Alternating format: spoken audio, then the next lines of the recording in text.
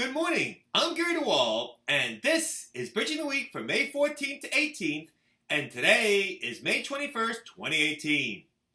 The Securities and Exchange Commission and the Financial Industry Regulatory Authority collectively fined a broker-dealer over $6.1 million for not having a reasonably designed anti-money laundering program designed to detect and report suspicious activities, as well as not reporting a number of questionable transactions.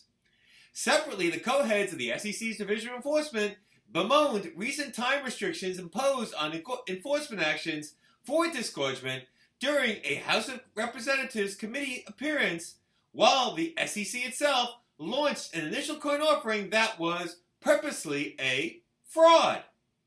I am off for holiday and hiking beginning next week for a few days, so I can pack my bags and not be late. Let's get started.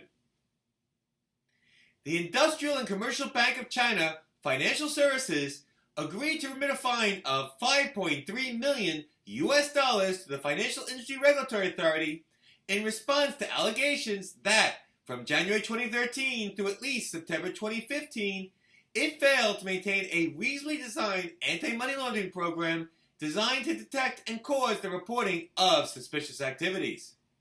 The firm also agreed to pay a fine of $860,000 to the Securities and Exchange Commission for allegedly not filing suspicious activity reports with the Financial Crimes Enforcement Network of the U.S. Department of Treasury, despite referring information regarding numerous suspicious transactions involving penny stock by one of its correspondent brokers from October 2013 through June 2014. The SEC additionally claimed that ICBC did not promptly produce required records when requested by the SEC in connection with the Commission's investigation into this matter.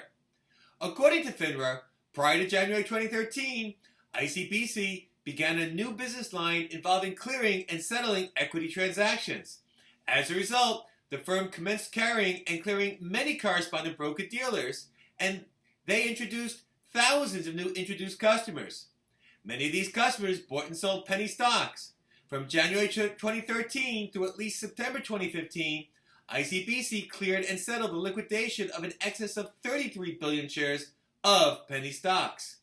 Notwithstanding, said FINRA, prior to 2014, ICBC did not have surveillance reports to monitor potentially suspicious penny stock liquidations, and where there were reports, the firm's procedures did not require employees to document such review. As a result, claimed FINRA, during the relevant time, ICBC failed to detect many possibly suspicious penny stock liquidations that may have required suspicious activity report filings.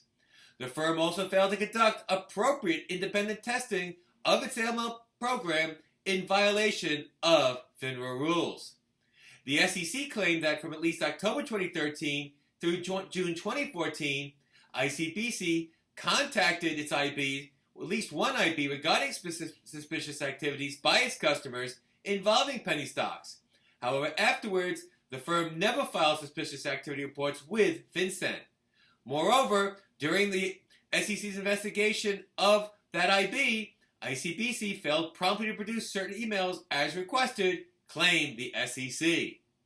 As part of its settlement with FINRA, ICBC agreed to utilize an independent consultant to evaluate and make recommendations to upgrade its AML program related to monitoring transactions involving low-price securities.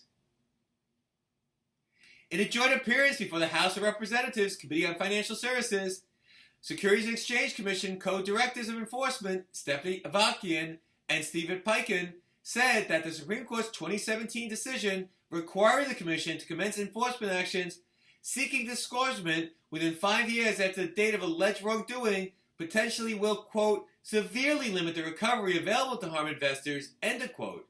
This is because, said the co-directors, some egregious fraud cases are well hidden and may not be discovered until many years after the fraud has been committed.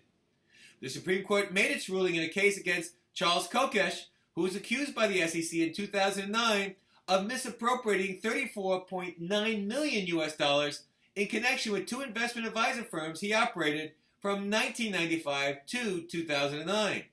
The co-directors noted that because of the Supreme Court's ruling, Mr. Kokesh who was found liable for defrauding his advisory clients of $35 million US, was able to keep more than 80% of the money he purportedly stole. Separately, last week, the SEC issued a much publicized fake initial coin offering of its own involving Howie coins.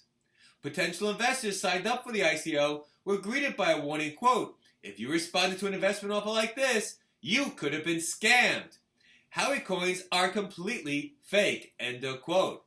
Frankly, this is among the most creative educational devices I have ever seen a regulator deploy. Unrelatedly, the New York Department of Financial Services granted its 5th BIT license to Genesis Global Trading. BIT license, an SEC-registered broker-dealer and a member of the Financial Industry Regulatory Authority. Well, that's it for this week's edition of Bridging the Week.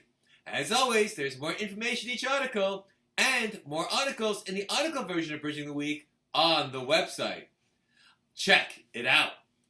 I'm Gary DeWaal. Have a great week. Well, actually, have a great 2 weeks. And until the next edition of Bridging the Week in June, ciao.